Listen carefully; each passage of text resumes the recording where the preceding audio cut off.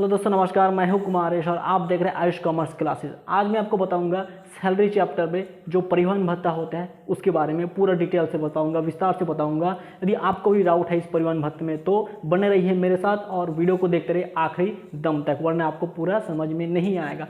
और यदि आपने अभी तक मेरे चैनल को सब्सक्राइब नहीं किया तो प्लीज़ उसको सब्सक्राइब कर दीजिए और जो बेल आइकन दोस्तों अब तो उसको तोड़ने का वक्त आ ही गया है, उसको तोड़ दीजिए उसको और साइड में जाइए ऑल कीजिए ताकि सारा जो लेटेस्ट नोटिफिकेशन है वो आपको जल्दी मिल सके और सबसे पहले मिल सके।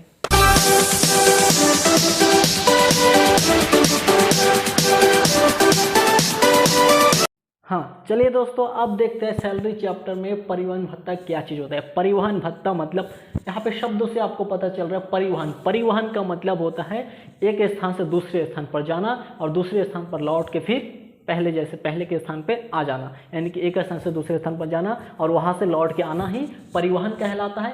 इस परिवहन के दौरान एक स्थान से दूसरे स्थान से फिर पहले स्थान पे आने जाने के दौरान जो भत्ता बीच में उसको दिया जाता है उसी को परिवहन भत्ता बोला जाता है। यानी कि एक मालिक द्वारा एक कर्मचारी को, देखिए यहाँ पे परिवहन भत्ता जो है कि दो प्रकार के होते हैं। एक तो घर से ऑफिस तक आना, ठीक है, घर से ऑफिस तक आना और ऑफिस से फिर घर तक लौट के जाना, ये परिवहन भत्ता अलग है। और ये जो परिवहन भत्ता बोला जा रहा है इसका दूसरा नाम होता है उड़ान भत्ता बोला जाता है। इसको उड़ान भत्ता या इंजन भत्ता भी बोलते हैं, इसको इंजन भत्ता भी बोला जाता है। इस परिवहन भत्ता मतलब ये जो है, यहाँ जब एक ट्रेन को चलाया जाता है एक कर्मचारी के द्वारा या फिर एक एरोप्लेन को चलाया जाता है, जो पायलट होता है वो, उन लोगों को जब जो ट्रेन है एक स्थान से दूसरे स्थान तक और दूसरे स्थान से फिर पहले स्थान तक आने जाने का परिवहन के दौरान जो भी मतलब वो अपना जो पर्सनल खर्चा करते हैं, अपना निजी व्यय करते हैं आने जाने के दौरान, परिवहन के दौरान जो निजी खर्चा करते हैं उस निजी खर्चे का भरपाई करने के लिए मालिक द्वारा यदि उसको कुछ पैसा दिया जाता है भत्ते के रूप में तो उसी को कहते हैं परिवहन भत्ता। समझ में आ गया आपको परिवहन भत्ता क्या है कि जब एक करदाता या उसको कर्मचारी बोल सकते हैं, करदाता बोल सकते हैं, जब इंजन को, यानी कि जैसे ट्रेन को ले लीजिए, रेल को ले लीजिए, और ट्रेन को क्या करते हैं एक स्थान से दूसरे स्थान तक जाते हैं चला के, फिर वहाँ से आते हैं। इस दौरान, इस परिवहन के दौरान वो यदि अपना पर्सनल खर्चा कुछ भी करता है उसके लिए यदि उसको भत्ता दिया जाता है मालिक के दौरान तो उसी को कहते हैं परिवहन भत्ता। अब इस परिवहन भत्ते की गणना कैसे करेंगे सैलरी चैप्टर में, देखिए आते हैं इसका गणना में। अब देखिए यहाँ पे इसका नियम है, परिवहन भत्ते की गणना के नियम, इसका नियम है, दो नियम है इसका, दो कंडीशन है। इस दो कंडीशन में जो कम होगा उतना उसको छूट मिलेगा और बाकी उसका टैक्सेबल हो जाएगा।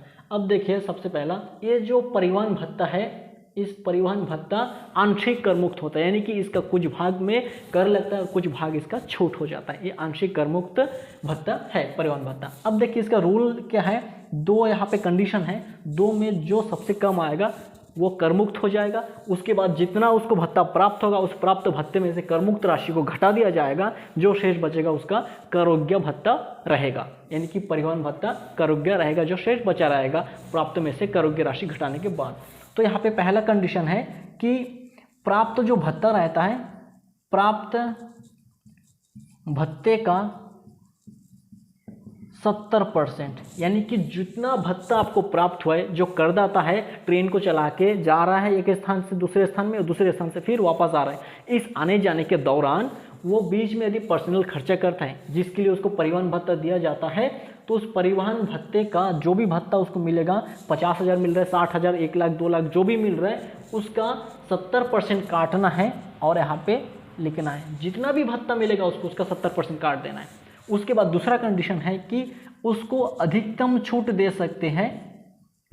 अधिकतम छूट होगा उसका 10,000 रुपये प्रति महीना, प्रति माह 10,000 रुपये उसको अधिकतम प्रति माह छूट दे सकते, इससे ज़्यादा छूट नहीं दे सकते। यानी कि 10,000 प्रति माह है तो 12 माह के हिसाब से 1,20,000 उसको छूट दे सकते हैं, 1,20,000 से ज़्यादा उसको छूट नहीं दे सकते। ठीक है, तो इसका रूल क्या है कि प्राप्त भत्ते का 70% और अधिकतम उसको छूट का सीमा क्या है, 10,000 प्रति माह के हिसाब से 1,20,000 उसको अधिकतम छूट दे सकते हैं। अब मान लीजिए कि एक कर्मचारी है या मिस्टर एक्स है जो करदाता है, वो क्या करता है, इंजन चलाता है, या वो पायलट है प्लेन चलाता है, ठीक है, उसको यात्रा के दौरान उसको परिवहन जो किया है उसके दौरान उसको भत्ता मिला है यहाँ पे, मान लीजिए 50,000 रुपये प्राप्त भत्ता उसका था, भत्ता मिला है, प्राप्त भत्ता था उसका 50,000। तो आपको क्या करना है, इस 50,000 का 70% काट देना है, 70% काटना है यहाँ पे 50,000 का। 50,000 का 70% कितना हो जाएगा, 50 का 70% 35,000, यहाँ पे देख रहे हैं 35,000 होता है, 35,000 होता है। उसके बाद उसको अधिकतम छूट कितना दे सकते हैं, 10,000 रुपये प्रति माह, इससे ज़्यादा छूट नहीं दे सकते। 1 लाख, देखिए ज़्यादा से ज़्यादा 10,000 रुपये प्रति माह के हिसाब से 1,20,000 रुपये उसको छूट दे सकते हैं। और उसको यहाँ पे जो भत्ता मिला था 50,000, उसका 70% काटे तो आया कितना यहाँ पे 35,000। अब इन दोनों में कौन कम है, देखिए 1,20,000 है, यहाँ पे 35, यानी कि 35,000 कम है, तो इस 35,000 उसको छूट मिल जाएगा, 35,000 यहाँ पे छूट हो जाएगा, छूट हो जाएगा। अब देखिए उसको प्राप्त हुआ था कितना, 50,000 रुपये, उसमें से कर मुक्त कितना हो गया, 35,000 रुपये। अब यहाँ पे देखिए कर मुक्त हो गया, यहाँ पे छूट हो गया, यानी कि कर मुक्त राशि, कर मुक्त राशि बराबर कितना हो गया यहाँ पे 35,000। तो कर योग्य कितना होगा, कर योग्य राशि बराबर जो भी प्राप्त भत्ता रहेगा, प्राप्त भत्ता माइनस कर मुक्त राशि, माइनस कर मुक्त राशि। देखिए प्राप्त भत्ता यहाँ पे कितना था, प्राप्त भत्ता उसको मिला था पूरा 50,000 रुपये, तो इस प्राप्त भत्ते में लिखना है 50,000 रुपये माइनस कर मुक्त राशि, यानी कि इन दोनों में कौन कम हुआ था, 35,000। 35,000 यहाँ पे छूट हो चुका था, कर मुक्त हो चुका था, उसी 35,000 को यहाँ पे माइनस कर देना है, जो शेष यहाँ पे बच जाएगा वही उसका कर योग्य हो जाएगा, टैक्सेबल पार्ट हो जाएगा परिवहन भत्ते का। यानी कि इसको माइनस करेंगे, 50,000 माइनस 35,000 आ जाएगा यहाँ पे 15,000 रुपये उसका टैक्सेबल हो जाएगा, कर योग्य हो जाएगा, यहाँ पे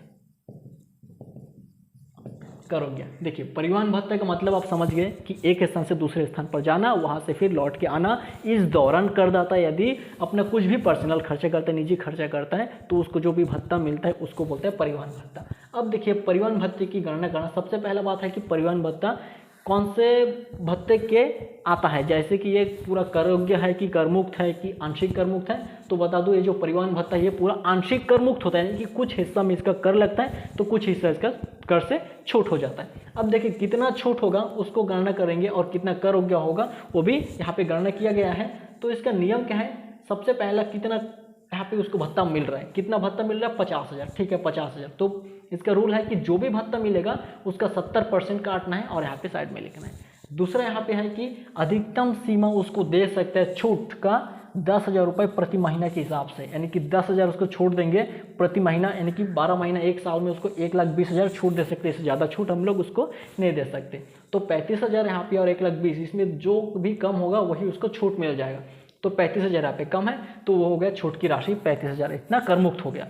अब इतना कर मुक्त हो गया 35,000 क्योंकि कम था, तो कर योग्य कितना होगा, कर योग्य राशि निकालने के लिए उसका सूत्र है यहाँ पे कि कर योग्य राशि बराबर प्राप्त भत्ता, यानी कि प्राप्त कितना हुआ था 50,000 माइनस कर मुक्त राशि, कर मुक्त राशि यहाँ पे कितना निकला था 35,000, दोनों में जो कम था। अब प्राप्त भत्ता यहाँ पे 50,000 मिला था, माइनस कर दे 35,000 को, आया यहाँ पे 15,000, ये हो जाएगा आपका कर योग्य राशि परिवहन भत्ते का टैक्सेबल पार्ट हो जाएगा। इसी को आपको लिखना है कोई आंसर में। आंसर आप जब बनाओगे इसका सैलरी चैप्टर में जो भी सॉल्यूशन बनाओगे आंसर, तब आपको लिखना है परिवहन भत्ता बराबर 15,000 आंसर में, ऐसा लिखना है आपको, ठीक है। और ये जो है इसको आपको लिखना है नोट में, एक गणना है ये सब। आप लोग जो परिवहन भत्ता टैक्सेबल पार्ट कर योग्य भाग यहाँ पे 15,000 निकालो, कहाँ से निकाले हो इसकी गणना पूरा आपको नोट में दिखाना है, नोट में दिखाना है। तो सैलरी चैप्टर में परिवहन भत्ते जो है, या फिर इसको बोल सकते हैं इंजन